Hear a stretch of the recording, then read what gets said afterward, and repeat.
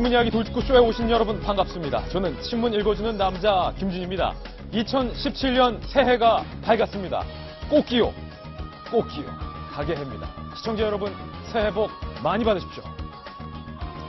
2017년 새해에도 저희 돌직구쇼와 함께 우리 대한민국 보다 더 건강하게 만드는 데 함께 해주시기를 부탁드리겠습니다.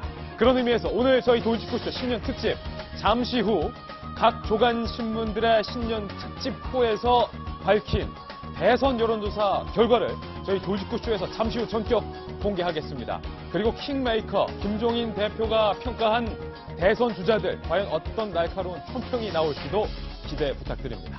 오늘 조간신문은 어떤 뉴스 보도하고 있는지 지금부터 저와 함께 하시죠. 먼저 동아일보입니다.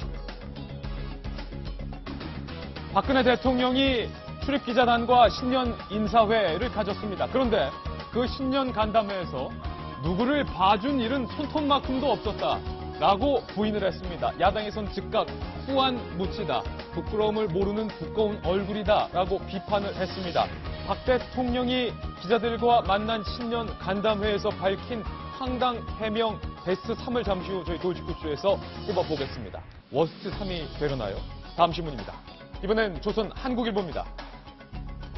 신년이라 김정은이 신년사를 밝혔습니다. 얼굴을 드러내고 음성 신년사를 밝혔는데 웬일인지 김정은이 자신의 능력이 따라주지 못해 안타깝다, 전례 없는 본인의 리더십을 자책하는 자아 비판을 신년사에서 밝혔습니다. 북한 지도자가 자신의 능력이 없다라고 자아 비판을 한 것은 이번이 처음입니다. 김정은의 의도는 무엇일지 잠시 후 김정은의 신년 자아 비판 육성 들어보겠습니다.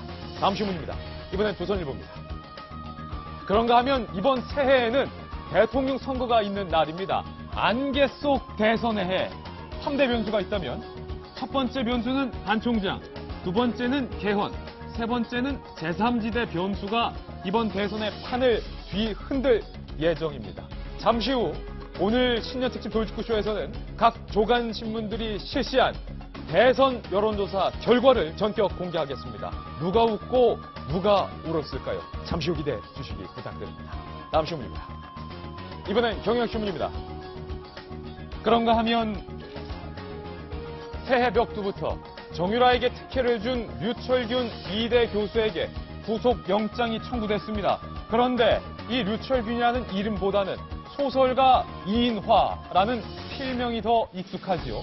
소설가 이인화, 유명한 소설 영원한 제국으로 유명했는데 이화여자대학교에서 정유라를 위해서 시험도 거의 대신 봐주는 수준으로 특혜를 준 것이 특검 조사 결과 드러났습니다. 구속영장 청구됐습니다. 소설가 이인화 명성의 영원한 제국 역시 몰락할 전망입니다. 다음 신문입니다. 이번엔 한겨레 신문인데요. 돌리면 나옵니다.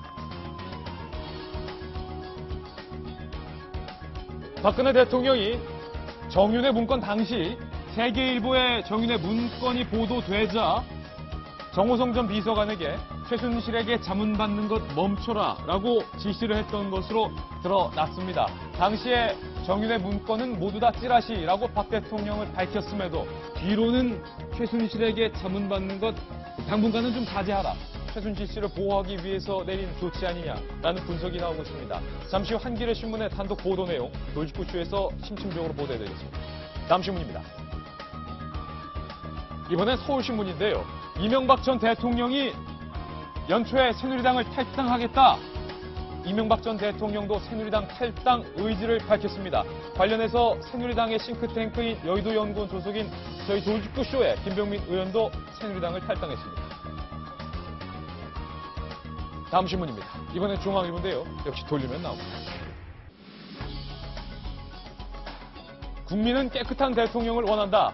잠시 후 저희 돌직구쇼에서 신년 특집 대선 여론조사 결과를 발표하겠습니다. 안철수, 반기문, 문재인, 이재명, 안희정 얼굴이 나왔는데 과연 대선 여론조사 결과 어떻게 나왔을까요? 잠시 후 기대 부탁드리겠습니다. 네, 신년 특집 돌직구쇼 시청자 여러분 함께하고 계십니다. 오늘 저희 돌직구쇼에서는 대선 주자들의 여론조사 결과, 그리고 박근혜 대통령의 신년 간담회 최악의 발언 베스트 3, 그리고 김정은의 자아 비판 신년사까지 이 모든 내용 푸짐하게 담아봤습니다. 여러분께서는 지금 고품격 뉴스토크 신문 이야기 돌직구쇼를 함께하고 계십니다.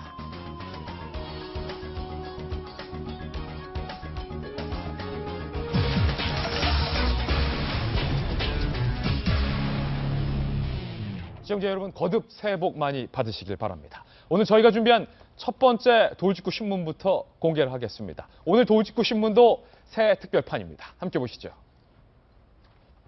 돌직구 신문 옆에 2017 정유년 닭의 해, 꼬꼬댁 닭의 모양까지 오늘 신년 특집호에 넣어봤습니다. 크게 세 가지 큰 기사로 돌직구쇼 발행을 했는데요. 첫 번째 뉴스입니다. 정말 말 그대로 새해 벽두부터 국민의 분노를 불지른 박 대통령의 민심이만, 국민 기만, 신년 간담회였다라는 평가가 나오고 있습니다. 박근혜 대통령의 1시간가량의 신년 간담회에서 나왔던 내용, 저희가 딱 세 가지 발언만 순위를 매겨봤습니다. 박 대통령의 신년 간담회, 황당한 말말말 3위, 2위, 1위 순으로 공개를 하겠습니다. 먼저 황당 랭킹 3위입니다. 3위, 미용 시술과 영양주사에 관련해서 피곤해서 맞은 주사일 뿐인데 다 까발리는 것 민망하지 않느냐? 그걸 내가 왜 말해야 하느냐? 이렇게 밝혔습니다. 직접 들어보시죠. 대통령부터 또 우리 모든 사람이 자기의 어떤 사적 영역이 있지 않겠습니까? 또 자기가 어디가 아플 수도 있고 그러다가 이제 여기저기 뭐 이렇게 좋은 그 약이 있다 그러면 또 할 수도 있고 그런 거를 일일이 다 요런 약을 먹었고 뭐 그런 거를 다 까발려서 한다는 거는 좀 너무나 민망하기 그지없는, 다 누구나 사적 영역이 있고 또 그걸로 인해 가지고 무슨 그 국가 일을 하는데 국가에 손해를 입혔다거나 그런 적은 한 번도 없다고 저는 생각합니다. 네, 이 칼럼. 우리 대통령 얼굴에 난 그 주사바늘, 주사자국, 바늘구멍, 그리고 대통령의 얼굴의 변천사도 여러 번 보도해드렸는데 이 모든 의혹에 대해서 그냥 사적 영역인데 그게 뭐가 문제되냐?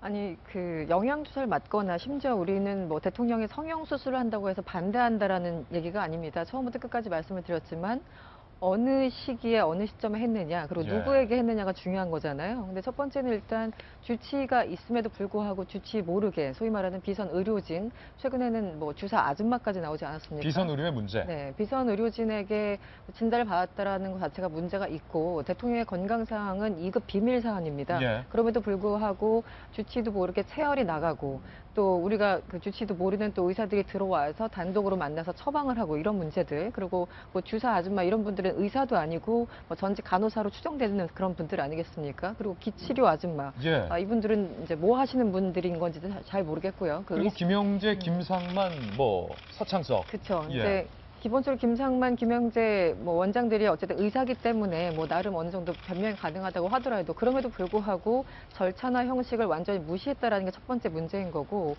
두 번째는 지금 이 모든 얘기가 나온 것이 사실은 세월호 당일날 무엇을 했는지 국민들이 정말 2년 내내 물었음에도 불구하고 2년 반이 지났죠. 그럼에도 불구하고 본인들이 설명하지 않았기 때문에 여러 가지 의혹이 꼬리를 물고 나오는 거 아니겠습니까? 4월 16일 날 무슨 일이 있었다라고 본인들이 정확하게 얘기를 했다면 이렇게까지 얘기들이 예. 확대되거나 뭐 박 대통령 주장하듯이 이상한 얘기들이 나오지 않았을 거예요. 결국 얘기를 안 하다 보니까 성형수술 얘기 나오죠. 뭐 군 얘기 나오죠. 잠을 잤다 얘기 나오죠. 이렇게 확대됐기 때문에 스스로 자초한 면이 분명히 있다는 것에 대해서 다시 한번 말씀을 드리고 싶습니다. 이게 대통령과 관련된 정성희 위원님, 어떤 의료 비선 농단 문제가 단순히 대통령이 링거를 맞았다고 불거진 문제가 아니고 여러 가지 정체를 알 수 없는 약품들과 약물들이 청와대로 납품이 됐고 그 과정 가운데서 이름도 알려지지 않았던 특정 의료진들이 권력의 기생에서 특혜를 누렸고 그것이 문제의 본질 아닙니까? 그렇죠. 대통령이 사생활을 캐고 싶지 않다. 그런 거는 민망하다는 얘기는 저도 이 자리에서 여러 번 했습니다. 저도 굉장히 그런 부분은 안타깝고 말하고 싶지도 않은데 사실 이 부분은 우리가 여러 번 얘기했지만은 대통령의 중요한 건강 사항 자체가 비선으로 의해서 이루어졌다는 그 점 지금 얘기한 우리 이숙현 씨가 얘기한 그 점 하나 하고요. 그 다음에 대통령의 건강이 우리가 생각하고 있는 총리 건강 문제를 넘어서는 부분, 아까 뭐 성형수술이나 미용수술이라든가 이런 부분에 대해서 그 좀 과도하게 60대 대통령 의존하지 않았냐 하는 것들이 예. 엮어져서 이런 얘기를 나왔는데 그래도 저는 어저께 좁히 평가하고 싶어요. 대통령이 어쨌든 본인의 입으로 그런 세월호 당일날 성형수술이 없었다는 얘기를 했습니다. 예. 그 자체는 저는 진전다로 생각하고요. 그것을 대통령이 조금만 미리 말했더라면 그런 일이 그 정상적인 직무를 보고 있었다. 네. 다만 정호성 비서관이 그날 대통령이 굉장히 피곤해했다고 얘기지 않습니까? 예. 그런 거를 미리 얘기를 했더라면 이렇게 불필요한까지 진행이 되지 않았을까 이런 아쉬움이 좀 있습니다. 관련돼서 김영재 성형외과 의원의 회사를 지원해 준 것에 대해서 중소기업이 외국 진출의 기회를 못 갖는 걸 안타까워했을 뿐이다. 실력이 있는 회사였다. 이렇게 해명을 했습니다. 이건 역시 황당한 발언인데 3위 안에 포함되지 못했군요. 그렇다면 2위는 과연 어떤 발언인지 바로 2위 공개하겠습니다. 세월호 7시간과 관련해서 미래와 굿 미용 시술에 대해서 대통령은 어이없다고 밝혔습니다. 그리고 대통령으로서 할 일을 다 했다. 이렇게 밝혔는데요. 직접 들어보시죠. 또 특검에도 이제 대상이 된 그런 세월호 문제인데 그 세월호로 이렇게 참사가 벌어졌는데 그 대통령이 그 미래를 했다. 이런 정말 말도 안 되는 사실같이 또 한 몇 달을 기정사실같이 아니 어떻게 그 미래를 하겠습니까? 그게 입에 담기도 창피한 일이고 그 시간 동안 또 구술했다고 또 한참 그래갖고 또 그게 기정사실로 그래서 참 너무너무 어이가 없었고 제가 정확하게 말씀드릴 수 있는 것은 그날 저는 정상적으로 이 참사 이 사건이 이런 게 터졌다 하는 것을 보고받으면서 계속 그거를 체크를 하고 있었어요. 보고를 받아가면서. 이제 그날은 마침 그 일정이 이제 비었기 때문에 그거를 하고 있었는데 이제 그런 보고가 와가지고 그거를 이제 제가 무슨 재난 전문가는 아니지만 이 대통령의 입장에서 한 사람이라도 빨리빨리 필요하면 뭐 특공대도 보내고 모든 걸 다 동원해가지고 한 사람도 빠짐없이 구조하라 이렇게 해가면서 또 보고 받으면서 이렇게 하루 종일 보냈어요. 윤태곤 실장님, 대통령은 하필 그날 당일에 업무가 없어서 관저에 있었을 뿐이다. 대통령으로서 할 일 다 했다. 대통령이 업무가 없다는 날이 있다라는 것 자체가 예. 뭐 보통 사람들 생각하고는 대통령 생각이 다르니까 그건 그렇다 치고요. 뭐 여기서 지금 굿 미래 이런 이야기를 꺼내는 것은 참 부적절하다고 생각합니다. 그게 물론 그런 풍문식으로 돌아왔던 건 맞지만은 지금 뭐 특검이라든지 청문회라든지 이런 데서 이제 뭐 어디 책임 있는 단위에서 그런 식으로 이야기를 한 적이 있습니까? 예. 그런 식으로 말하자면 뭐 다른 정치인들도 할 말 많은 거죠. 뭐 문재인 대표는 금괴를 8통 가지고 있다. 이런 거에 대해 가지고 나는 억울하다. 이러면은 황당하지 않겠습니까? 그런 식이고 그다음 아까 거기에는 이제 안 나왔는데 대통령께서 그런 이야기를 하셨어요. 계속 체크를 하고 있었는데 오보 때문에 언론에서 오후에 전원 이제 구조됐다라는 오보 때문에. 이미 감사원 조사하고 세월호 특조위에서 밝혀진 것은 오전 11시에 해경하고 청와대 사이에서 이거 지금 보도되고 있는 것은 오보입니다라는 게 나왔었어요. 확인도 했어요. 이미 오전 시간에 그렇죠. 청와대에 기사에 나왔던 전원 구조는 오보다라는 보고가 바로 오보가 올라갔습니다. 예. 근데 대통령이 이제 정호성 비서관 말하고는 일맥상통하는 겁니다. 오후 2시쯤 자기가 급하다라고 해서 들어가가지고 미용 아줌마도 부르고 저희 예. 중대본 갈 거를 이제 준비했다라고 하는데 그럼 오전 동안 뭘 체크하셨는지를 알 수가 없는 건 거예요. 예. 그리고 뭐 서면 보고를 계속 체크했다라고 하는데 본인이 봤는지 안 봤는지도 모르겠고 지금 헌법재판소에서 4월 26일은 일반 사람들도 그날 구체적으로 뭘 했는지 알 수 있는 16일. 16일은 알 수 있는 날이다. 그렇기 때문에 이제 구체적으로 밝히라라고 이제 청와대에다 요구를 했지 않습니까? 예. 지금 현재 드러난 것은 그 정시에 식사하신 것 그리고 이제 미용 들어오고 올림머리 했다. 군대봉 가고 그 세 가지밖에 없는 건데 예. 지금 대통령이 말씀하신 저런 수준 가지고는 현재 통할 것 같진 않고 예. 뭔가 이제 구체적인 거를 제출을 하겠다고 했으니까 그거 한번 기다려 보죠. 대통령이 세월호 당일과 관련돼서 김병민 의원님, 예. 뭐 머리 좀 만지러 왔을 뿐이다. 그 올림머리 한 40분, 1시간 정도 네. 걸린다는 청담동 미용사에 대해서 그날 뭐 머리 좀 만지러 왔을 뿐이지 그게 무엇이 문제냐 이렇게 밝혔습니다. 그러니까 그것도 마찬가지로 언론의 보도 때문에 밝혀진 사실이잖아요. 한 가지 또 청문회를 통해서 밝혀진 사실은 그 신보라 대위가 가글을 갖다 줬다라 그래서 어저께 박근혜 대통령이 그날 치료제를 받았던 것까지는 인정했습니다. 그러니까 이 말은 돌려서 생각하면 뭐냐면 언론에서 의혹 제기한 내용들에 대해서까지만 인정을 한 거예요. 그리고 문제가 없었다라고 얘기하면서 한 가지 새롭게 추가적인 사실을 하나 내놓은 거는 예. 그때 이제 기초연금 문제에 대해서 고민하면서 고용복지수석으로부터 보고를 받았다라는 얘기는 아마 없는 내용들이 좀 나왔기 때문에 우리가 지금까지 제기하고 있었던 나머지 시간에 뭐 했냐라고 하니까 이렇게 보고를 받아서 나는 일을 하고 있었을 뿐이다라고 얘기를 하면서 대통령으로서 해야 될 책무를 정상적으로 수행했다라는 논리 구조를 탄탄하게 만들어가고자 어저께 기자회견 그 신년 기자 간담회를 한 것이 아니냐라는 생각이 드는데 여전히 윤 실장님 얘기한 것처럼 국민들 마음에는 전혀 해명이 납득이 되지 않는다라는 말씀을 드리고 싶고 거기에 대해서 명쾌하게 국민들에게 납득을 시켜주기 위해서는 그 당시 박근혜 대통령과 함께 있었던 사람이 누구인지 그 사람에 대한 증언을 듣고 싶다는 거예요. 예. 정호성 전 비서관이 가장 가까운 사람이 오후 2시에 들어가서 만났다는데 그럼 아침부터 오후 2시까지 박근혜 대통령은 과연 누구랑 있었는가? 그 사람이 나와서 이야기를 한다라면은 거기에 대한 신빙성은 좀 이해할 수가 있다 이렇게 생각됩니다. 예. 박근혜 대통령의 황당한 해명 3위부터 1위까지 보고 있습니다. 이제 1위 발언입니다. 직접 만나보시죠. 뇌물, 특혜, 각종 의혹에 대해서 검찰이 완전히 나를 엮은 것이다. 그리고 최순실 씨에 대해서는 그냥 지인일 뿐인데 지인이라는 자격으로 어떻게 그 모든 것을 농단할 수 있겠느냐. 왜곡, 오보, 허위, 남발이다. 직접 들어보시죠. 보도라든가 또 소문, 뭐 얘기, 어디 또 이렇게 방송 나오는 거 이런 거를 보면 그 너무나 많은 그 왜곡, 또 오보 거기다가 허위 가 막 그냥 남발이 되고 그래갖고 뭐 종을 잡을 수가 없게 어디서 어디까지가 사실인가 또 오보가 왜곡된 게 나오면은 그걸 또 사실이라고 딱 만들어갖고 그걸 바탕으로 해서 또 오보가 재생산되니까 이거는 한도 끝도 없는 이제 그런 일이 벌어져서 참 마음이 답답하고 이제 무겁고 네, 그런 심정입니다. 정 의원님, 이거 어떻게 해석해야 됩니까?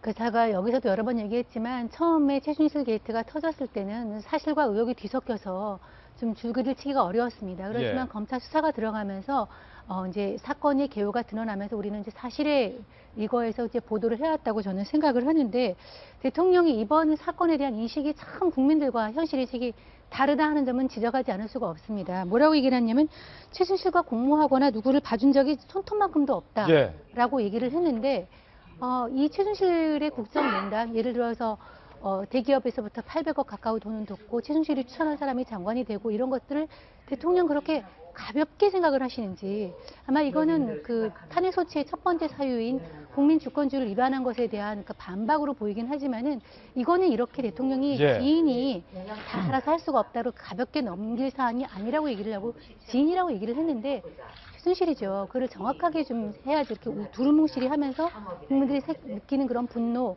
그런 거를 너무나 모르고서 가볍게 넘길 사안은 아니다라고 말씀을 드리고요. 예.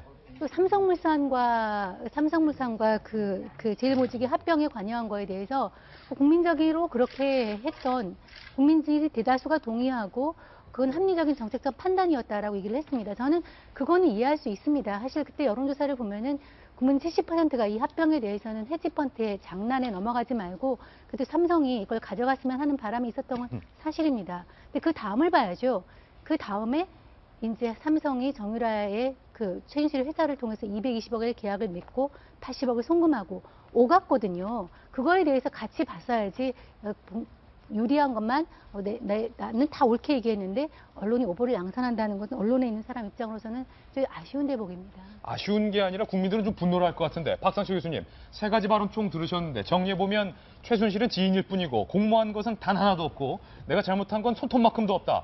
국민들이 잘못 생각한 거고 이것은 언론이 오보한 탓이다. 정리해보면 한 문장으로 이걸 것 같습니다. 그렇죠. 지금 우리 대통령 수준이 저 정도 이야기해가지고 특검을 대비하고 헌법재판소에 변명을 하고 해명을 하고 또 언론을 통해가지고 뭔가 자기 할 얘기를 다 했다라고 생각한다면 우리 대통령 수준은 너무 낮았던 거죠. 저는 여기서요 대통령이 그 다른 한 두 가지 정도의 노림수가 있는 게 아닌가 생각이 드는 게요. 첫 번째는 대통령이 참 잘하는 게 선거의 여왕이라 그래요. 선거라는 일종의 편가르기입니다. 자기 편을 결집시키는 것. 어떤 정치적인 어떤 무언가 밑자 한 자락을 깔고 하는 게 아닌가라는 거 하나 하고요. 또 하나는요. 특히 세월호 7시간에 우리가 집중을 해보면 저 정도 이야기해가지고 법률적인 방어를 준비했다라고 볼 수는 전혀 없는 겁니다. 어떻게 자기 입으로 우리가 이야기하지도 않았던 미래를 이야기하며 또 뭐 구술 이야기하며 이거 계속적으로 이야기하고 있거든요. 어쩌면 지금 SNS에 엄청난 거에 또 돌아다닌다는 걸 다 알고 있지 않습니까? 우리 이야기하고 있지 않지 않습니까? 어쩌면 대통령이 더 큰 것을 지금 감추고 있는 게 아니냐라는 의심이 들 정도로 뭔가를 더 큰 걸 감추고 있다. 정치를 하고 예. 있는 게 아니냐. 아니면 정말로 큰 것을 감추기 위해서 하는 게 아니냐. 이건 단순한 법률적 방어는 아니다. 그러다 보니까 졸지에 이제 세월호의 7시간이 또 물속에 수장돼 버리는 그런 결과를 빚을 수밖에 없다는 생각이 들고 예. 저는 지금 어제 대통령의 행동은 결코 법률적 방어선을 넘어선 다른 정치적 의도와 여러 가지가 함축돼 있다고 생각을 합니다. 예. 박근혜 대통령의 황당한 해명 3위부터 1위까지 알아봤습니다. 뉴스 속보 전해드립니다. 인터폴이 국제 적색 수배령을 내렸던 최순실 씨의 딸 정유라가 오늘 새벽 2시쯤 덴마크 현지에서 덴마크 검찰에 의해서 불법 체류 혐의로 긴급 체포된 것으로 저희 취재 결과 확인이 됐습니다. 우리 대한민국 특검이 외교부에게 요청을 해서 정유라의 여권을 무효화시켰기 때문에 정유라는 이미 주말쯤 불법 체류자 신분이었고 인터폴과 공조하에 덴마크에서 은신하고 있었던 정유라의 신변을 덴마크 검찰이 불법 체류 혐의로 체포를 했습니다. 덴마크 검찰 측은 오늘 오전 새벽 2시 반쯤에 한국 경찰과 한국 검찰 측에 정식으로 통보를 해왔습니다. 추가적인 내용은 더 알려져야겠지만 덴마크 북부의 올보르그에서 정유라는 은신하고 있던 것으로 알려졌습니다. 당초 정유라가 덴마크에 있는 승마장 인근에서 아기와 함께 은신하고 있는 것 아니냐라는 의혹이 제기된 바도 있는데 정유라의 긴급 체포 소식 잠시 후 저희 돌직구쇼에서도 상세하게 보도를 해드리겠습니다. 네, 결국 체포됐습니다. 체포되기 전에 제발로 한국에 들어왔으면 모양새가 더 좋지 않았을까라는 생각도 드는데 끝까지 은신을 하려 했던 정유라.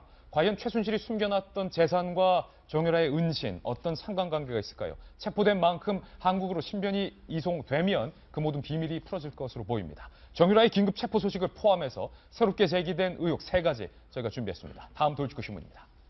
오늘의 특종으로 시작합니다.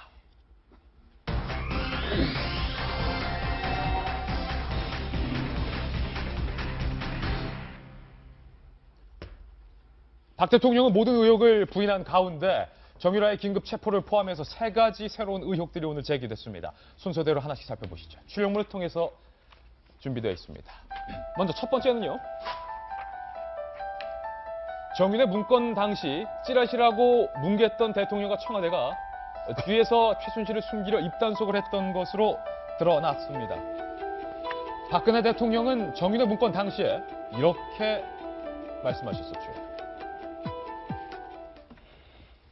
그 찌라시에 나오는 그런 얘기들에 이 나라 전체가 흔들린다는 것은 정말 그 대한민국이 부끄러운 일이라고 생각합니다. 찌라시 같은 문건에 대한민국이 흔들려서는 안 된다라고 말씀을 했는데 뒤로는 김병구 의원님, 정호성 전 비서관에게 최순실에게 이제 자문 받는 것 당분간은 좀 자제하라. 자제하라라고 얘기했다라는 게 앞뒤가 좀 안 맞지 않습니까? 밝혀지고 있는 거고. 예. 이게 이제 일맥상통하는 부분들이 얼마 전에 청와대 조리장이 얘기를 했다 보면은 최순실 씨가 청와대를 제 집처럼 드나들다가 정윤의 문건 파동이 터지고 나서는 한동안 뜸에 섰다라는 이야기가 나오잖아요. 그런 모든 부분들이 교집합으로 얽혀지고 있는 거고 박근혜 대통령 입장에서는 어저께 신년 기자 간담회에서도 뭐라고 얘기를 했냐면 최순실 씨는 그냥 지인일 뿐이다. 나한테는 이런 지인들이 꽤 많다라고 이야기를 한 거잖아요.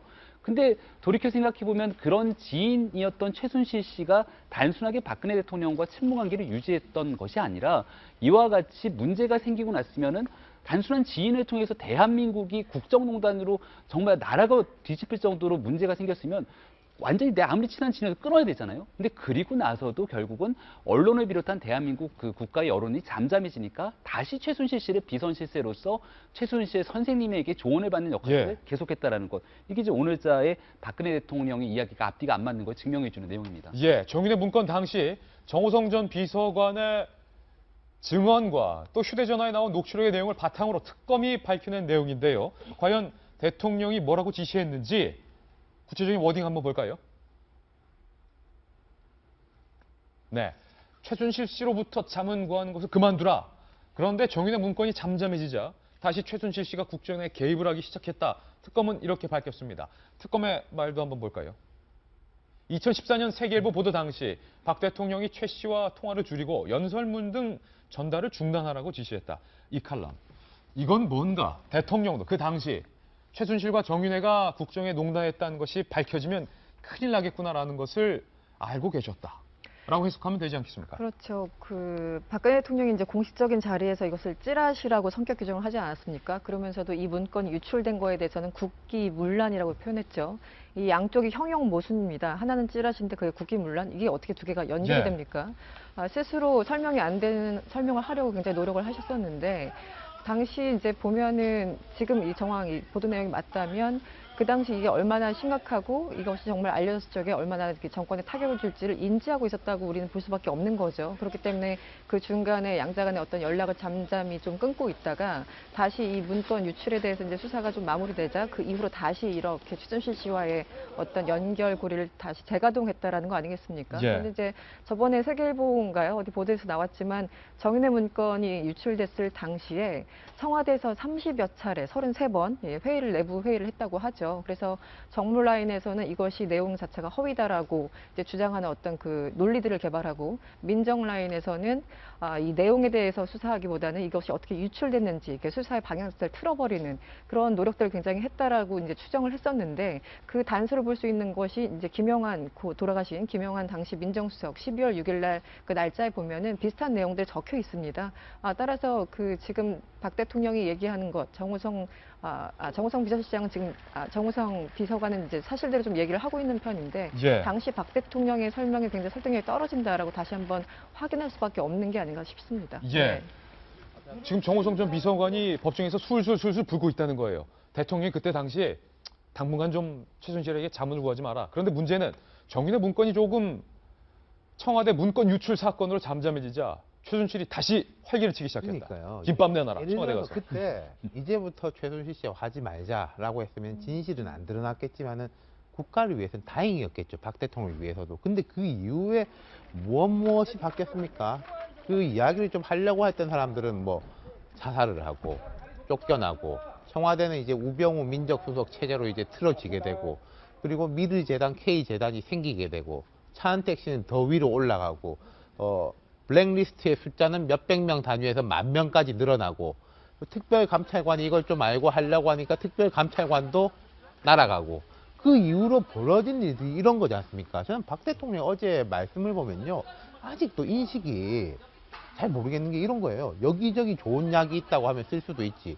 그 여기저기 좋은 약이 있다고 말해준 사람은 최순실 씨예요. 예. 뭐 KD 코퍼레이션 좋은 회사 중소기업이 있어가지고 소개해줬지. 그거 말해준 사람도 최순실 씨예요. 예. 김명재 뭐 이제 기술이 좋은 곳은 할 수도 있지. 그거 말해준 사람도 최순실 씨거든요. 심지어 이제 뭐 어제 이야기는 안 났습니다만은 국토부 장관한테 갑자기 전화를 걸어가지고 미사리 쪽에 이제 좋은 땅인데 거기 체육시설을 지어라. 예. 그것도 최순실 씨 땅이고. 뭐 국민의힘에서 오늘 단독으로 보도했습니다만은 이재용 부회장이 독대를 해가지고 갑자기 승마 지원을 안 하냐라고 한 20분 동안 대통령이 질책을 하길래 예. 이게 무슨 소린가 싶어가지고 깜짝 놀랐다는 거 아닙니까? 모든 의혹은 이게 무슨 소린가 싶어서에서 시작돼요. 예.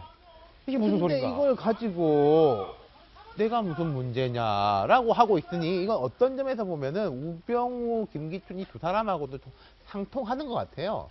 뭐 일을 잘했다 못했다라고 비판은 받을 수 있지만 난 법적인 문제, 뭐 의도적인 것은 단 하나도 없다라는 거하고 이제 같은 맥락인 거죠. 예. 박근혜 대통령이 정윤회 문건 당시에 최순실에게 자문을 자중자애하라라고 지시를 했다라는 정황, 특검이 추가로 밝혀내야 할 것 같습니다. 두 번째 새로운 뉴스는 바로 정유라의 덴마크 체포 소식입니다. 앞서 말씀드린 앞서 말씀드렸던 것처럼 정유라가 덴마크 현지에서 은신하고 있다가 덴마크 현지 검찰에 긴급 체포됐습니다. 덴마크 검찰 측은 오늘 새벽 2시 반쯤 대한민국에 공식적으로 통보를 해왔습니다.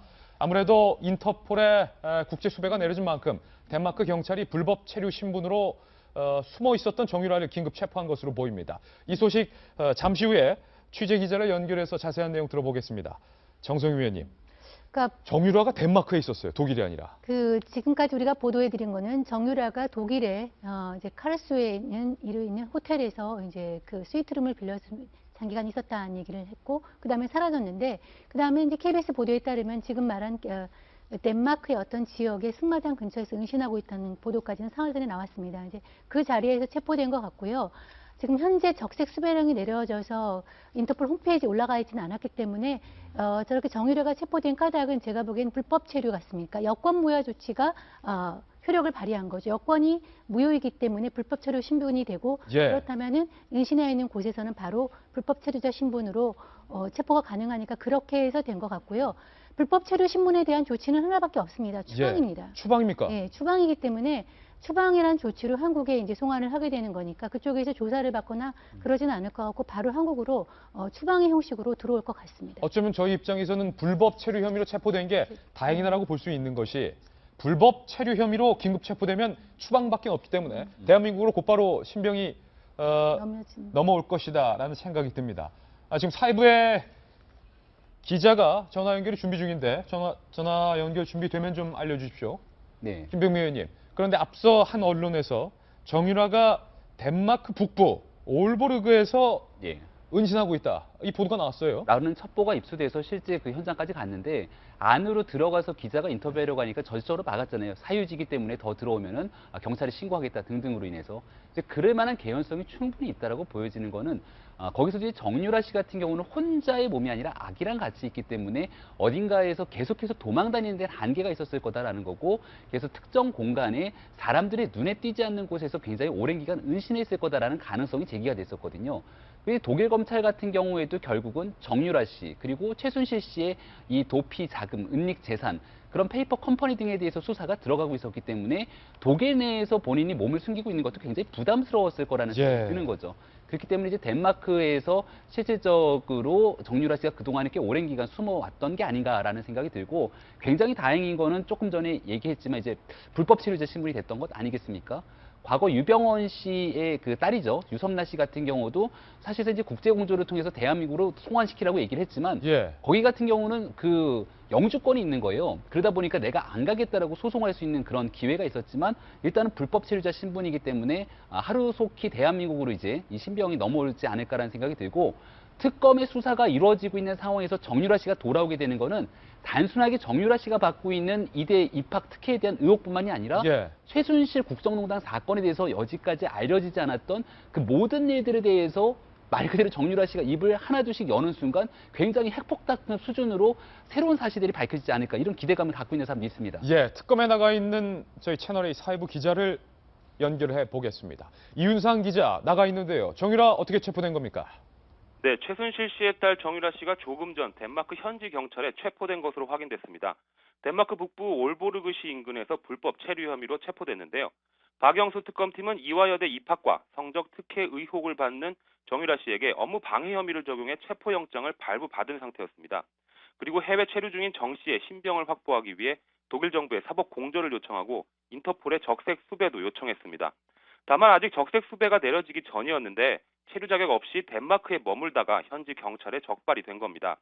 추방이나 강제 송환 절차를 거쳐서 정유라 씨가 국내에 입국하게 되면 특검팀의 관련 수사도 속도를 낼 것으로 보이는데요. 이대 입학과 각종 특혜를 받는 과정에서 대학 차원의 조직적인 개입이 있었는지 조사가 이뤄질 것으로 보입니다. 또 최순실 씨 모녀는 독일로 거액의 재산을 빼돌린 혐의도 받고 있는데요. 바로 이 재산 국외 도피와 관련한 단서를 정유라 씨 징수를 통해 확보할 수 있을지 관심이 집중되고 있습니다. 다만 정 씨의 국내 송환과 관련해 정유라 씨가 덴마크 등 현지 법원에 소송을 제기해서 법적 다툼을 벌일 경우 실제로 정 씨의 신병을 확보하기까지 상당한 시일이 걸릴 수 있다는 관측도 나옵니다. 지금까지 서울 대치동 특검 사무실에서 채널A 뉴스 이윤상입니다.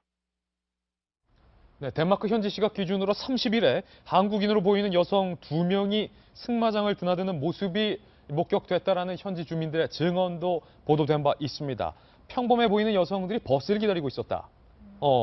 직원 같지는 않고 쇼핑을 갔는 듯 했다. 그 여성 중에 한 명이 정유라일 가능성이 매우 커진 셈인데, 윤태곤 실장님, 결국 우리 특검이 정유라의 여권 무효화, 이 조치가 상당히 신의 한 수였다. 그게 이제 실효성이 있을 겁니다. 왜냐면요, 정유라 씨한테 되게 무거운 혐의를 지어가지고 사법 공조를 요청하면은 덴마크 사법 당국에서도 이게 진짜 사실은 맞는 건지 아닌 건지, 이 사람이 보내줄 만큼 죄를 지었는지 좀 따져봐야 되는 거거든요. 근데 여권 무효가 되면 그건 아주 단순한 거지 않습니까? 그렇기 때문에 이제 오히려 낮은 단계로 거는 게 실효성이 있을 것이고, 방금 이제 취재기자 리포트로 하신 것처럼, 다만 우리도 보면은 이제 불법 체류 뭐 이주 노동자들에 대해 가지고 무작정 바로 송환을 시킬 경우에 인권 침해 소지가 있지 않습니까? 그런 부분으로 정유라 씨는 아마도 조금이라도 좀 시간을 끌려고 하지 않을까. 송환되더라도 자기 나름대로는 뭐 마음의 준비라든지 또 국내 이제 변호인단의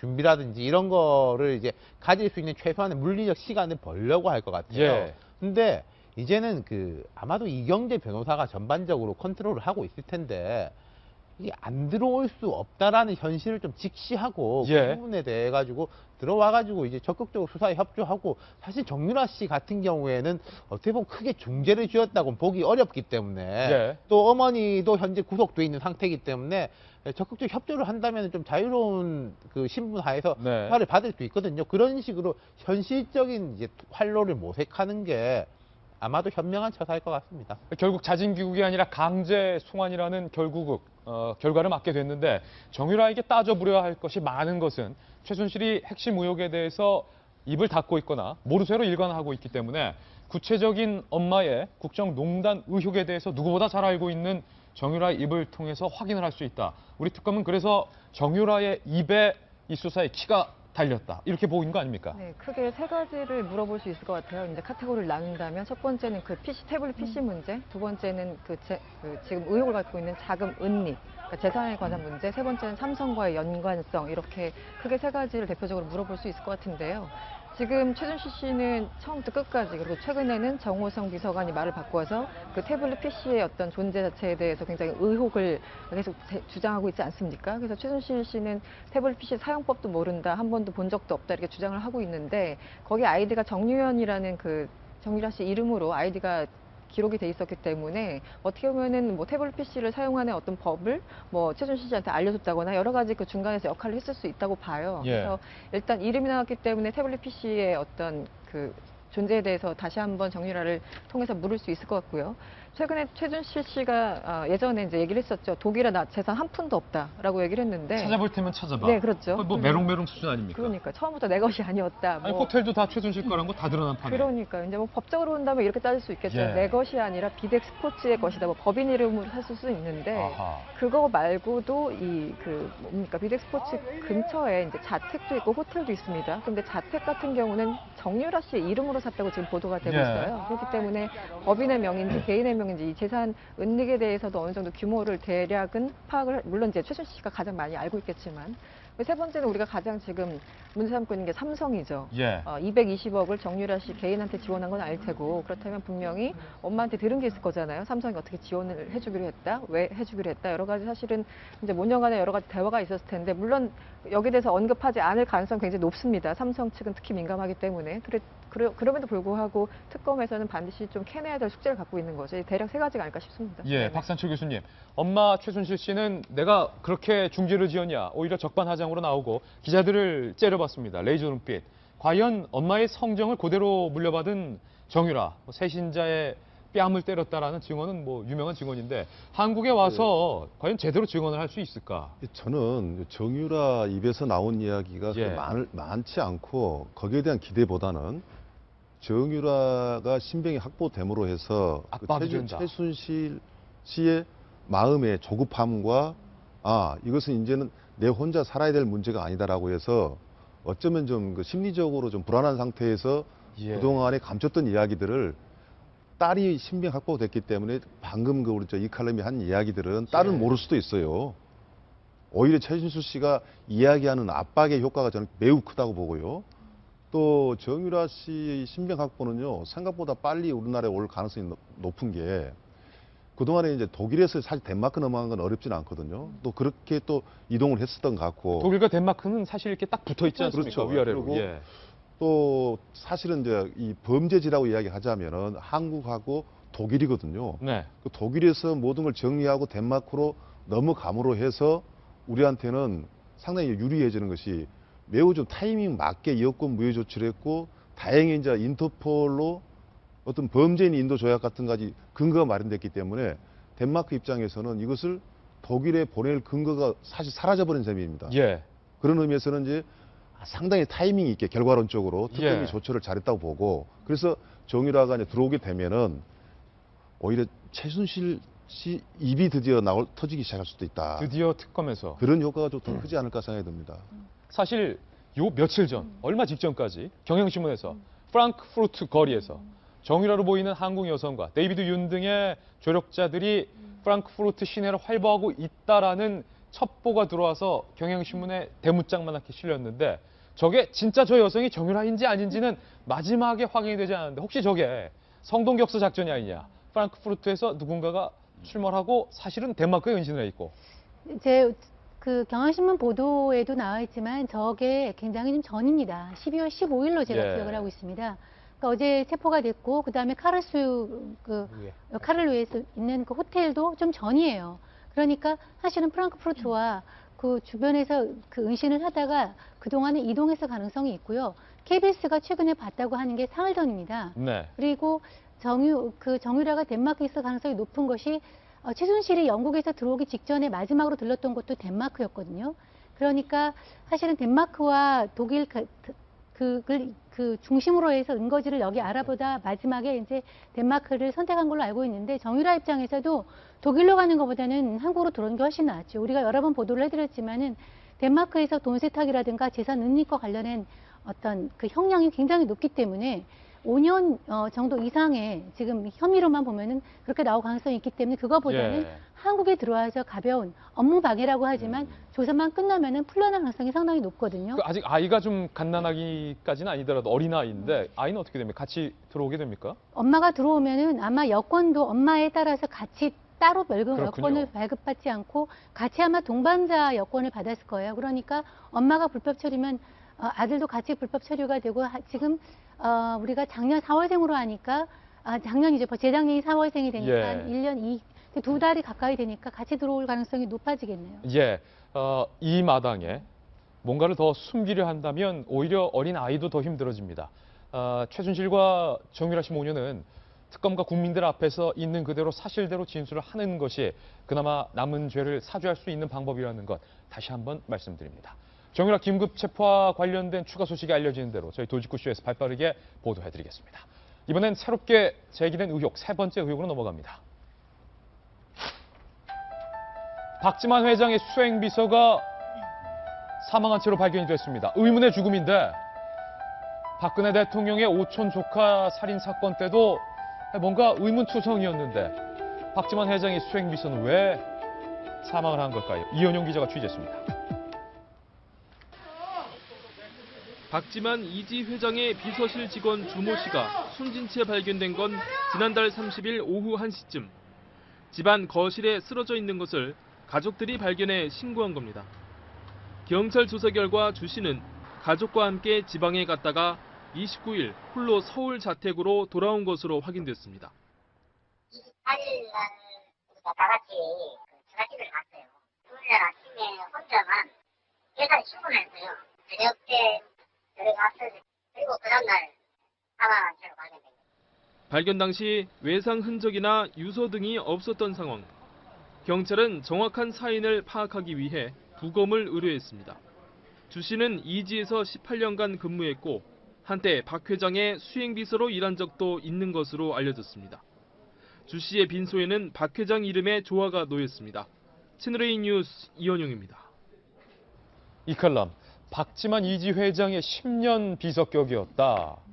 자택에서 돌연 숨진 채 발견이 됐는데, 이게 죽음의 의문, 사인, 어떤 겁니까? 그러니까 일단 지금 외상이나 어떤 뭐 타살의 흔적은 없다고 하죠. 그래서 네. 1차 소견으로는 심근경색이라고 하는데 일단 부검을 해봐야지 알아볼 수 있는 그런 내용 같습니다.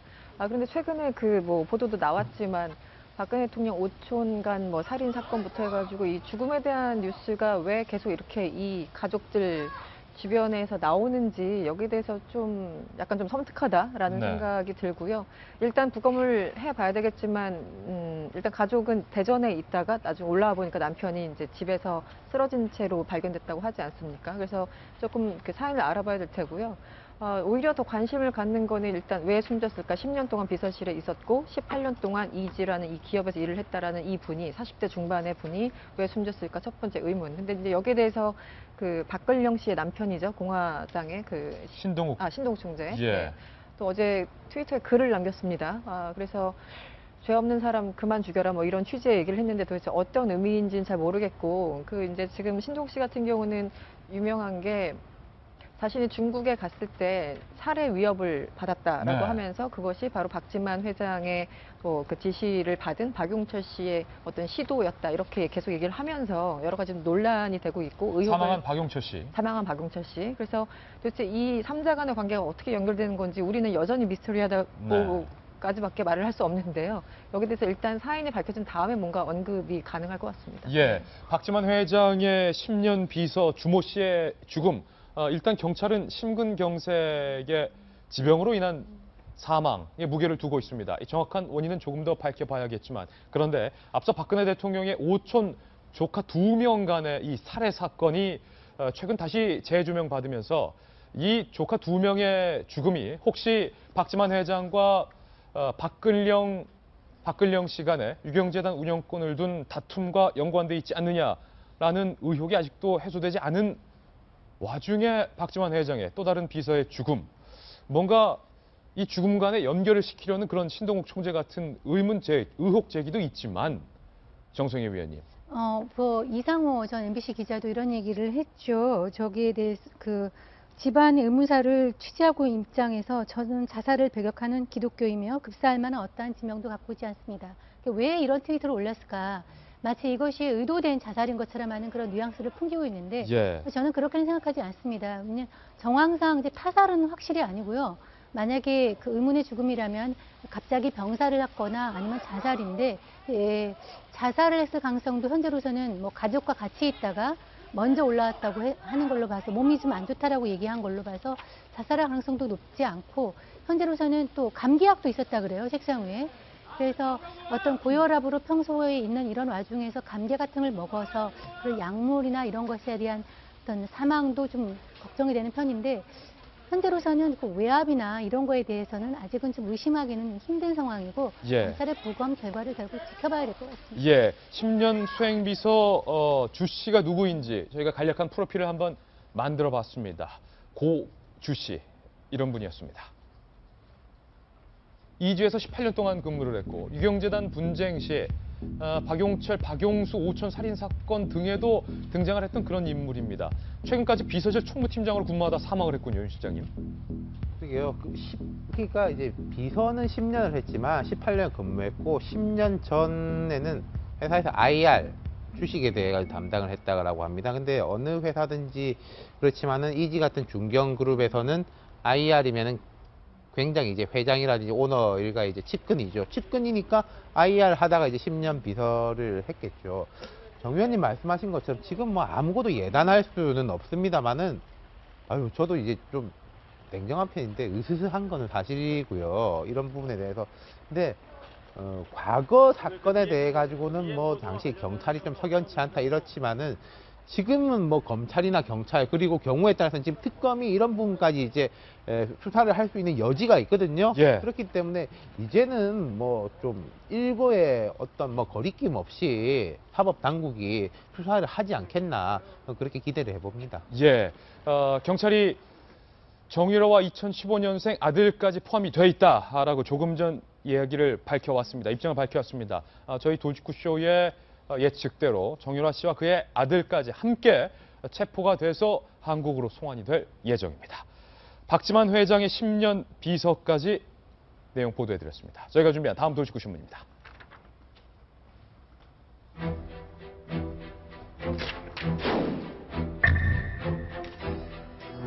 김정은이 양복을 입고 이례적인 신년사를 했습니다. 자신의 능력이 부족해서 안타깝다. 북한의 최고 지도자가 자신의 스스로의 능력에 대해서 비판을 한 셈인데요. 직접 들어보겠습니다. 세상에서 제일 좋은 우리 인민을 어떻게 하면 신성히 더 높이 떠받들 수 있겠는가 하는 근심으로 마음이 무거워집니다. 언제나 늘 마음뿐이었고 능력이 따라서지 못하는 안타까움과 자책 속에 지난 한 해를 보냈는데 올해는 더욱 분발하고 전심전력하여 인민을 위해 더 많은 일을 찾아 할 결심을 가다듬게 됩니다. 아니, 북한 지도자로서 박선초 교수님, 나의 능력이 부족해서 안타깝다. 뭐 자괴감이 든다. 뭐 거의 그 수준이에요. 저기 말이죠. 참 올해 신년사는 우리가 분석을 좀 치밀하게 할 필요가 있는 게 김정은 체제는 아버지, 할아버지 때와 달리 숙제가 하나가 더 있습니다. 그게 주민들에 대한 어떤 그 생각들인데 이제 권력 엘리트, 내를 지키는 내 정말 측근들을 주변에서 권력을 공고히 한다라는 것은 숙청을 통할 수도 있고 여러 가지 장기 집권을 통하면서 가능할 수는 있어요. 예. 김정은 체제에 들어와서 그런 권력 엘리트를 자기 사람을 만든 데는 뭐 강압 정치를 통해서라도 어느 정도 성공을 했다. 그러나 요즘 어떤 우리가 이 생각들을 갖냐면 아니다. 지금 북한의 권력 엘리트층도 시대의 변화에 따라서 약간의 변화가 올 수도 있다라는 생각도 갖지만 특히 주민들이 여러 가지 정보를 통해 가지고 과거의 북한 주민같이 맹종으로 하거나 정치에 무관심한 게 아니라 과연 이렇게 살아도 되는가? 장기적으로 볼 때 주민들의 의식에 큰 변화가 올 수 있다는 겁니다. 거기에 대한 초조감도 있겠지만 거기에 대한 분명한 메시지를 보내지 않고는 김정은 체제가 불안할 수도 있다. 그래서 뭔가 제스처를 보낸 거라 볼 수도 있고 우리가 북한을 쳐다볼 때 김정은을 중심으로 한 노동당이라든가 어떤 이 권력층만이 아니라 주민들의 변화도 우리가 요의조시할 필요가 있다라는 것을 우리에게 암시한 거로 볼 수 있다고 저는 생각합니다. 예, 김병민 의원님, 나의 능력이 부족하다라는 발언이 역설적으로 자신감의 발로다. 박 교수님의 해설은 이렇습니다. 저는 우리 대한민국의 정치 상황을 김정은이 굉장히 유심히 지켜보지 않았을까라는 생각이 들거든요. 특히 이 광화문에서의 수백만이 나오게 되는 촛불 집회 광경을 보면서 뜨끔한 감정을 갖지 않았을까. 이 자유민주주의 국가 아래서의 대한민국 국민들이 나와서 단두대를 설치한단 말입니다. 야, 나도 잘못하면 저렇게 되겠구나. 이겁니까? 북한에서는 진짜 단두대가 모형 단두대가 아니라 진짜 단두대가 설치되는 거거든요. 대한민국 교수들이 2016년에 뽑았던 사자성어 마지막 한 해를 돌아보니까 군주민수라는 사자성어를 꼽았죠. 그러니까 임금은 배고 백성이 물이라는 겁니다. 그러니까 임금을 띄우는 것도 국민이지만 언제든지 그 배를 뒤엎는 것도 국민이라는 뜻인데 아마 김정은이 이 군주민수라는 사자성어를 곱씹고 그러면서 신년 이 나름대로의 인사말을 준비한 게 아닌가라는 생각이 들고요. 결국 김정은 입장에서도 2016년 여러 가지 일들이 있었지만 핵실험 그리고 노동당 대회 등을 통해 갖고 자기 입지를 굳건하게 하기로 했지만 대외적으로는 김정은 체제를 고립시키는 데 몰두했기 때문에 본인도 탈출구가 필요할 것이고 2017년에는 그 탈출구를 어떻게든 마련해 보겠다라는 그런 의지의 표명이 아닌가라는 생각이 들었습니다. 예, 김정은의 신년사 이례적인 자아 비판에 숨겨진 의미 진단해봤습니다. 이번엔 저희가 준비한 다음 돌직구 신문입니다. 만나보시죠. 앞서 예고해드렸던 것처럼 오늘 저희 돌직구쇼에서는 1월 2일 각 조간신문들의 신년 특집 대선 여론조사 결과를 공개하겠습니다. 과연 문재인, 반기문, 이재명, 안철수 등등 대권 주자들의 지지율은 어떻게 새해 벽두에 나왔을까요? 아마 대선 주자들도 저희 돌직구쇼의 방송에 촉각을 곤두세우고 있을 것 같습니다. 대선 주자 여론조사 결과를 공개하기 전에 킹메이커라고 불릴 만한 김종인 전 민주당 대표에게 각 대선 주자들에 대해서 날카로운 돌직구 총평을 부탁해봤습니다. 돌직구쇼가 간다. 김종인 전 민주당 대표 만나러 가시죠. 2017년 정치가 그 어느 때보다 중요한 새해입니다. 김종인 전 대표와 함께 새해 정치권의 전망을 함께 나눠보겠습니다. 김 대표님 안녕하세요. 네, 안녕하세요. 새해부터 이렇게 또 대구로 초대해 주셔서 감사드립니다. 예. 네, 2017년 새해에서 가장 중요한 건 정말로 괜찮은 사람을 대통령으로 뽑는 게 중요하다. 그런 거죠. 이렇게 말씀을 하셔서 김종인의 차기 대권 진단, 대망 숨은 주자들 이것만은 꼭 한 사람씩 좀 보겠습니다. 첫 번째 주자입니다. 반기문 유엔 사무총장이 나왔습니다. 이제 대통령으로서의 반 총장 어떻게 평가하십니까? 과거에 외무장관만 하고 있을 적에는 뭐 사실 정치인으로서 평가를 할 수가 없어요, 그 사람이. 그러나 이제 10년 가까이 한국 밖에 떨어져 있기 때문에 과연 한국의 정치 풍토에 대해서 이 사람이 제대로 인식을 하고 있느냐. 이거는 이제 아직은 미지수예요. 예. 두 번째 인물은 문재인 전 대표인데 예. 최근 지지율이 엎치락뒤치락 하는데 이 사람은 이미 대통령 후보를 한 번 한 사람이라고. 그렇죠. 2012년에. 2012년에 대통령 후보를 한 번 했고 그 당시에 48%가 투표를 했으니까 그런 환상에 아직도 젖어 있고 그렇기 때문에 그냥 뭐 자동적으로 자기가 대통령 후보라고 생각하는 거라고. 소위 대권을 노리는 사람들이라는 것은 국민에게 그거를 실천할 수 있는 확신해 주는 소리들을 해야 되는데 그런 데서 내가 아직은 좀 문제가 많다 나 이렇게 생각합니다. 예. 세 번째 대선 주자 이재명 성남시장. 사람도 역시 말을 갖다가 그냥 쉽게 뱉는 그런 사람인 것 같이 생각이 드는데 그런데 이제 내가 보기에 사람이 말은 일관되게 하는 것 같아요. 자, 네 번째 국민의당 안철수 전 대표. 대권 후보의 반열에 오르게 된 게 여론조사에 의해서 올랐던 사람이에요. 자기가 무슨 대통령을 하기 위한 무슨 준비도 하나 돼 있지 않고 대권 주자라고 말하기도 조금은 애매하다. 아니 뭐 대권 주자라고 말하기 애매한 건 대권 주자는 자기 스스로가 내가 대권 주자다 그러면 지금 우리나라 형편에서 다 대권 주자예요. 셀프 대권 주자다. 그런 거죠. 예. 뭐. 자, 다음 대선 주자입니다. 본인이 지금 뭐 의지는 있는 것 같은데 실질적으로 어떻게 지금 그걸 형성할 건지에 대해서는 아직은 모르는 거예요. 대표님 보시기에 요 5명 중에서 누가 제일 대권 주자로 괜찮다 이렇게 보세요? 내가 보고는 편파적으로 어느 한 사람이 다 괜찮다고는 얘기를 할 수가 없고 뭐 다 뭐 비슷비슷하지 않나 이렇게 보고 생각을 하면 되게 다 도토리 키재기다 뭐 그런 말씀이세요? 그런 식이지. 앞으로 이제 1월 달이 진행되는 과정에 우리나라의 정책 구조가 상당히 많은 조정이 될 거라고 봐요. 미래를 놓고 생각을 했을 적에 의외의 사람이 나올 수도 있다고. 의외의 사람이 나올 수 있다. 상당히 의미심장한데 의외의 사람. 뭐 그 정도로 합시다. 마지막 대선 주자 한 명 있는데 바로 김종인 대표는 어떤가? 김종인 전 대표는 어떤가에 대한 김종인 전 대표의 해답은 잠시 후 저희가 보도해 드리겠습니다. 의외의 사람이 본인은 아닌가라는 의외의 질문도 나오고 있습니다. 자, 김종인 전 대표는 5명의 대권 주자에 대해서 날카로운 평가를 내렸습니다. 그렇다면 오늘 신년을 맞은 각 조간 신문들의 여론조사 결과는 어떨지 지금 바로 대권 주자들의 여론조사 결과 공개하겠습니다. 함께 보시죠. 네, 먼저 동아일보가 실시한 신년 대선 여론조사 결과입니다.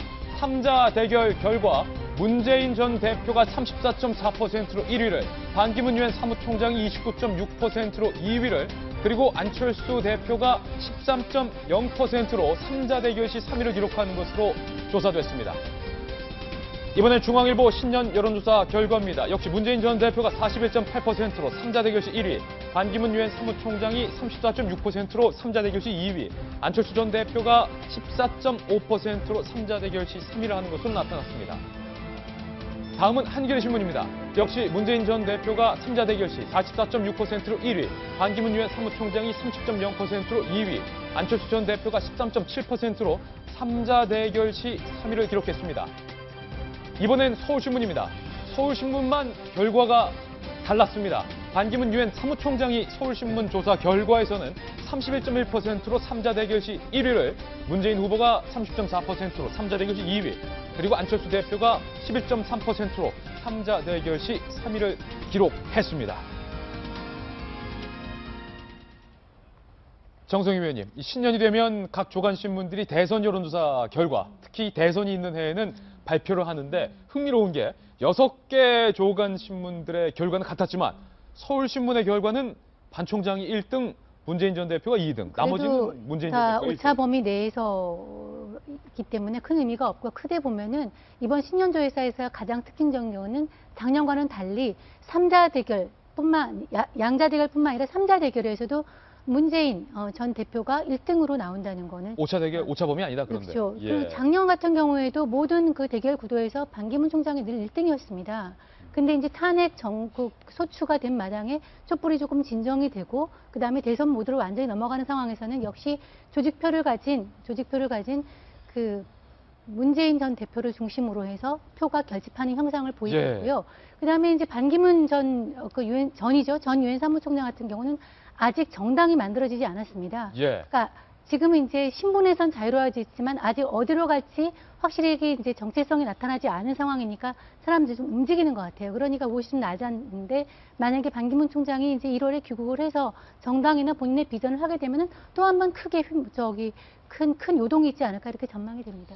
2017년 1월 2일 현재 이 세 사람에 대해서 좀 총평을 해보자면요. 문재인 전 대표는 견조하다 한 줄로, 반기문 이제 전 총장이죠. 전 총장은 보수표가 아직 반기문 말고 딴 데 갈 데는 없어 보인다. 현재로서는. 그리고 안철수 전 대표는 그 12월 2일, 9일 그때 그 탄핵 소추 날짜 그 파동에서 여전히 이제 헤어나지 못하고 있구나. 뭐 그 정도로 이제 정리할 수 있을 것 같아요. 물론 이 흐름이 다 그대로 간다라고 볼 수는 없겠지만은 문 대표는 이제 대세론의 초입에 들어간 거는 맞는 것 같습니다. 그러니까 대세론이 뭐 다 가느냐 이렇게 말할 수도 없지만은 이 대세론을 또 깨려면은 나머지 사람이 그만큼의 에너지가 있어야지 그 대세론을 깰 수가 있는 거거든요. 지금부터는 똑같이 예를 들어서 득점을 해도 똑같이 하고 실점을 해도 똑같이, 예를 들어서 프로야구 페네트랜트 레이스에서 1위에 달리는 팀은 1승 1패만 계속 하면은 1등이 되지 않습니까? 그럼 문 전 대표 입장에서는 이제부터는 1승 1패만 하면은 사실 되기는 되는 거예요.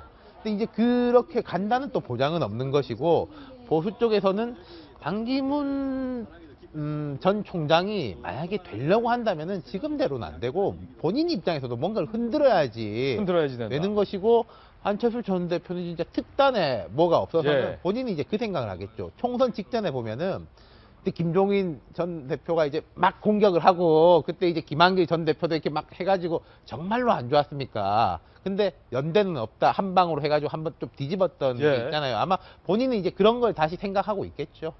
동아일보의 3자 대결 결과 다시 한번 볼까요? 현재로서는 대선 초입, 초창기이기 때문에 이 여론조사 결과가 끝까지 간다라는 보장은 할 수 없겠고, 중간에 뭐 수도 없이 순위가 바뀔 것 같습니다. 만약에 정치는 가정이니까 이 칼럼, 반 총장을 국민의당에서 영입하려는 러브콜을 계속 보내고 있고, 반 총장도 국민의당 안 간다라는 발언은 안 하고 있습니다. 다시 한번 띄워주세요. 숫자를 한번 보면요. 문재인 전 대표가 현재는 30.4%고 반기문 총장이 동아일보 대선 결과 29.4%인데 13.0%의 안철수 전 대표의 지지율을 뭐 반 총장과 안철수 전 대표가 함께 한다면 어느 정도 둘 중에 누구로 하나가 되든 흡수를 한다면 이거 해볼 만한 게임이다. 뭐 이런 생각할 수도 있겠어요. 안철수 전 대표의 워딩이 재밌는 게 이제 두 가지 있죠. 지금 이제 그 개혁보수 신당, 새누리당에서도 탈당한 거기서는 어차피 같은 부역자였기 때문에 후보를 내면 안 된다라는 입장 하나가 있었고요. 두 번째는 부역자는 표현했었죠. 참. 그리고 두 번째는 반기문 총장과 그러면 손을 합칠 가능성이 있느냐. 아직 출마 선언 안 했으니까 나중에 보자. 딱 두 가지예요. 그 얘기는 일단 그 개혁보수신당에서는 이제 후보를 내지 않는다라는 전제. 그러니까 만약에 손을 어떤 식으로 잡더라도 내가 나가야지 저쪽에서 나오면 안 된다는 전제가 있는 거고요. 반기문 총장에 대해서는 굉장히 스스로도 딜레마일 것 같아요. 손을 잡았을 경우 플러스가 분명히 있습니다. 그런데 마이너스가 더 크면 어차피 못 잡는 거잖아요. 제가 궁금한 그겁니다. 이 국민의당, 정확히 얘기하면 안철수를 이제 지지하는 사람들 중에서는 야권 성향도 상당하지만 여권 성향도 한 20-30% 있다고 우리가 이제 추정을 하고 있는데, 만약에 이제 그 상황에서 반기문, 어떻게 보면 친박색이 굉장히 이제 어떻게 보면 오염됐다는 표현을 써야 됩니까? 어쨌든. 오염입니까? 이염입니까? 네, 저는 오염이라고 표현을 쓰고 있을 때 친박에 오염되면서 몇 달을 굉장히 그 시간 또 즐기고 계셨던 반기문 전 총장과 안철수가 손을 잡았을 때 안철수를 지지했던 야권 성향의 지지자들이 과연 여기에 대해서 얼마나 용납을 할 수 있을까? 저는 그것 때문에 안철수 전 대표가 상당히 고민을 하고 있지 않을까라는 생각이 듭니다. 안철수 전 대표 얘기 나오는데 사실은 3자 대결에 그동안 안, 문, 반이 언급됐기 때문에 껴줬는데 사실은 3위는 진짜 3위는 따로 있었습니다. 각 대선 주자들, 동아일보 여론조사 결과를 모든 대선 주자들을 다 소환해봤습니다. 함께 보시죠. 그랬더니 3위는 안철수 전 대표가 아니었습니다. 이재명 성남시장이 지금 보시는 것처럼 10.5%로 이재명 시장이 3위를 기록했고요. 안철수 전 대표는 4.7%로 4위. 그리고 상당히 흥미로운 점은 안 전 대표와 상당히 흡사한 지지율 4.4%로 황교안 대통령 권한대행이 1, 2, 3, 4, 5위에 지금 랭킹이 됐습니다. 그렇다면 그동안 대권을 위해서 열심히 뛰어왔던 안희정, 박원순, 손학규는 뭐가 됩니까? 안희정, 박원순, 오세훈, 손학규, 유승민 후보 순으로 집계가 결과됐습니다. 그런데 한 가지 흥미로운 건 이 판넬의 오른쪽 끝을 보면요. 이런 질문을 했습니다. 누구를 뽑겠느냐라는 질문이 아니라 내가 대선에서 이 사람만큼은 죽어도 안 뽑겠다. 내 목에 칼이 돌아와도 이 사람만 안 뽑겠다. 결과 한번 보시죠. 반기문 중에 사무총장이 25.4%, 그리고 문재인 전 대표가 22.4%. 오차 범위를 생각한다면 둘이 거의 똔똔. 똔똔은 비방용어인데 속칭 같다는 겁니다. 죽어도 이 사람들은 안 뽑겠다. 보수 진영에서는 아마도 문재인 전 대표를, 그다음에 진보 진영에서는 이른바 반 총장을 절대 뽑지 않겠다라고 각각 크로스 투표를 한 것 같습니다. 그리고 황교안 총리가 10.3%, 여기저기서 표 많이 얻고 계시네요, 황 총리. 안철수 5.1%, 오세훈 2.3%, 이재명 2.0%. 이걸 종합해보면 절대로 안 뽑겠다라는 응답은 적으면서 뽑겠다는 응답이 많은 이재명 성남시장이 조합을 하면 상당히 유리한 고지를 점령하고 있다. 이렇게 해석이 가능할 것 같습니다. 또 하나의 여론조사 결과들이 준비되어 있는데 상당히 흥미롭습니다. 함께 보시죠. 가장 가운데 거 한번 보실까요?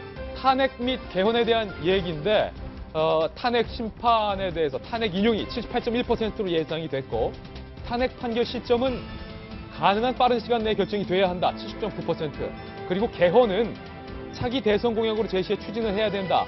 차기 대선 전 추진을 해야 된다. 합쳐서 어찌됐든 개헌은 추진해야 된다라는 입장이 절대적이었습니다. 여기서 김종인 전 대표 웃고 계실 것 같아요.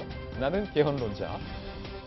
이번엔 정당 지지율을 한번 물어봤습니다. 과연 새로운 정당의 문을 연 개혁보수신당과 기존의 새누리당 간의 정당 지지율, 신년 동아일보 여론조사 결과 어떻게 나왔을까요? 함께 보시죠. 일단은 전통의 민주당이 32.8%로 1위를 기록했고요. 흥미롭게도 얼마 전까지 개혁보수신당이 새누리당을 앞섰다라는 여론조사 결과도 있었지만 동아일보 신년 여론조사 결과 새누리당이 13.7%, 개혁보수신당이 8.3%, 국민의당이 8.9%로 다시 개혁보수신당보다 새누리당이 지지율이 더 많이 얻고 있는 것을 확인할 수 있습니다. 박 교수님, 네. 지금 새누리당과 개혁보수신당이 엎치락뒤치락 하는 이유는 뭘까요? 그야말로 앞으로 엎치락뒤치락 할 겁니다. 계속해서? 그렇죠. 예를 들어서 뭐 어제 대통령 발언은 또 새누리당한테는 악재로 볼 수가 네. 있고요. 그래서 아직은 상당히 어느 쪽으로 기울었다는 것은 좀 더 두고 봐야 된다라는 수치로 보면 되고요. 전반적으로 통계표를 쭉 보면은 금년에 들어와서 역시 그 보수층이 상당히 약화가 되고 예. 중도 진보층이 상당히 약진을 했다. 그러다 보니까 야당의 지지율이 높고 그리고 문재인 후보 지지율이 상당히 높아졌다고 볼 수 있는데, 제가 조금 이제 입체적으로 좀 예측을 한다면 예. 어쨌든 그 문재인과 반기문 두 사람이 양강 아니겠습니까? 두 사람 간의 연초의 삽바싸움이 굉장히 중요할 것 같습니다. 누군가가 하나가 한 사람을 꺾는다 보고요. 만약에 문재인 후보가 진다라고 하면은 아마도 민주당을 중심으로 한 자체 내의 경선을 얼만큼 민주적으로 해서 뒷심을 얻을 것이냐라는 예. 고민에 빠질 것이고, 그렇지 않고 문재인 역시 압도를 하고 반기문 후보가 예상했던 것보다 치고 못 올라오면 예. 소위 삼지대라는 것이 이제 아까 개헌 이야기 나왔지 않습니까? 뭐 이원 집정부제니 이런 식의 뭐 분권형이라든가 그걸 매개로 해가지고 예. 새로운 진영이 만들어지는 그런 식의 싸움으로 변수가 갈 될 가능성이 것이다. 굉장히 높다고 봅니다. 정치 전문가인 박 교수님도 최대 변수가 개헌과 제3지대를 꼽으셨는데, 요즘 정치권에서 개헌과 제3지대, 비패권지대, 이 말을 참으로 유행시킨 이 폭풍의 중심에 있는 인물이 바로 김종인 전 대표입니다. 김종인 전 대표 자택에 제가 찾아갔는데 이 개헌과 제3지대, 국민들이 여론조사 결과에서 압도적으로 필요하다라고 응답을 했는데 이에 대해서 과연 어떻게 말했을지, 그리고 아까 밝힌 그 의문의 인물은 누구일지 제가 집요하게 한번 캐물어봤습니다. 다시 김 전 대표의 자택으로 가보시죠. 국민들이 원하는. 근데 국민들이 원한다는 건 그건 막연한 소리고, 대통령 후보로 스스로 되겠다 이런 얘기를 난 내 스스로는 여태까지 해본 적이 없어요. 뭐 간판급 인물이다 할 만한 사람은 누가 있습니까? 손학규 씨 같은 사람도 있고 반기문이도 있고. 대표님도 포함이 되는 거죠. 아, 그건 나는 자꾸 갖다 끼려고 그러지는 말아요. 어? 2017년 대선의 해 김종인 전 대표의 신년 운세는 먼저 상반기입니다. 고목나무에 꽃피는 반전이다. 예. 지금 내가 할 수 있는 일이라고 하는 거는 정상적인 뭐 후보를 하나 고르는 것이 내 이제 과제라고 생각을 해요. 예. 노력을 하다 볼 것 같으면 결과적으로 나중에 뭐를 해야 된다고 하는 것이 나올 수 있겠죠. 그 뭐를 해야 한다고가 대통령도 포함이다. 저는 이렇게 보는 거예요. 아니 뭐 그건 굳이 그렇게 자꾸 물어보려고 그러지 말고. 어? 하반기 뒤에서 소곤거리는 자를 조심해야 한다. 좀 뒤에서 좀 이른바 배신을 당하지 않았나. 총평 한번 보겠습니다. 이 운세의 총평. 관록으로 어디서나 상전 대접을 받는다. 석양의 해가 아닌 어둠을 밝혀내는 달이다. 마음에 드십니까? 뭐 마음에 들고 안 하고 그러려니 하고 받아들이는 거지 뭐. 얼굴엔 웃음꽃이 좀 피신 것 같은데. 그래요? 뭐 좋다고 그러면 나쁠 건 없는 거지. 가장 중요한 것이 뭐냐면은 당면한 우리나라의 상황인식이 명확해야 돼요. 쓸데없는 개인적인 그냥 욕망만 가지고 그런 자리에 올 것 같으면 5천만 백성이 행복하지 않게 된다고 하는 것을 좀 명심을 하고 그 자리를. 2017년 김종인 전 대표가 국민들을 향한 메시지는 절망 속에 꼽힌 희망을 얘기한 것 같습니다. 앞서 누구도 예상하지 못하는 후보가 이 대통령 후보로 나올 수 있다라고 예고를 해주셨는데 저도 함께 국민들과 함께 좀 기대를 해보겠습니다. 김종인 전 대표와 함께 진솔하게 이야기 나눠봤습니다. 감사합니다. 네, 고맙습니다. 네. 대통령 진짜 안 나오실 거예요? 어? 대통령 진짜 안 나오실 거예요? 그리고 자꾸 나한테 물어보잖아. 감사합니다. 네. 네, 신년 특집으로 한국 근현대사를 가장 잘 알고 있는 김종인 전 대표의 자택에 찾아가서 기습 인터뷰를 해봤는데 네. 김병민 의원님, 왜냐하면 앞으로의 대선에 진짜 중요한 변수가 개헌과 또 제3지대 이 때문에 저희들이 찾아간 겁니다. 관록으로 어디서나 상전 대접을 받는다라고 얘기하지 않았습니까? 저는 그 운세가 정말 맞을 것 같은데 적어도 현재 더불어민주당 내에서 상전 대접을 안 해주시는 것 같아서 혹시나 김종인 전 대표가 더불어민주당이 아닌 다른 공간에서 새로운 대통령 후보를 만들기 위해 노력을 한다면 진짜 상전 대접을 받는 시대가 되지도 않을까라는 생각에 2017년 정치권이 진짜 어디로 요동칠지 모르겠다는 생각이 듭니다. 예, 변수가 그 어느 때보다 많은 2017년 새해입니다. 정치권에 있는 변수, 그 누구보다 가장 정확하게 저희 돌직구쇼가 짚어낼 수 있습니다. 새해에도 함께해 주십시오. 저희는 60초 광고 후에 다시 인사드리겠습니다. 잠깐만요. 네, 정유라가 덴마크 현지에서 긴급 체포됐다라는 뉴스 속보 저희 돌직구쇼에서 보도해드렸는데요. 우리 대한민국 특검이 이 몇 가지 뉴스 속보와 관련된 내용을 확인해 알려왔습니다. 덴마크 경찰이 정유라의 불법 체류 혐의로 체포를 했다는 소식 전해드렸고요. 덴마크 북부 올보르에서 정유라를 체포했다는 소식도 전해드렸습니다. 덴마크 경찰이 정유라 등 4명의 불법 체류 혐의로 검거를 했다. 이 숫자 4명이라는 것을 우리 특검이 알려왔는데요. 아무래도 정유라와 2015년생 어린 아들도 이 4명 가운데 포함이 돼 있는 것으로 확인이 됐습니다. 경찰은 정유라의 신병 상태에 대해서 긴급하게 확인 중이고요. 한국의 사법당국이 조만간 덴마크 경찰과 합의하에 정유라의 신병을 확보할 예정이라는 얘기도 우리 특검이 저희 돌직구쇼에 알려왔습니다. 특검 측은 정유라 소환을 위해서 관계기관과 면밀히 협조 중이다라는 사실도 저희 돌직구쇼에 확인해 왔습니다. 정유라가 한국에 송환되는 그날이 이제 얼마 남지 않은 것 같습니다. 1월 2일 신년 특집으로 준비한 저희 돌직구쇼 어떻게 보셨습니까? 신년에도 저희 돌직구쇼는 여러분의 속을 사이다처럼 시원하게 해드릴 수 있는 시원한 돌직구 들고 열심히 뛰겠습니다. 오늘 하루는 분명 어제보다 나을 겁니다. 좋은 하루 되십시오. 고맙습니다. We got this king size to ourselves. Don't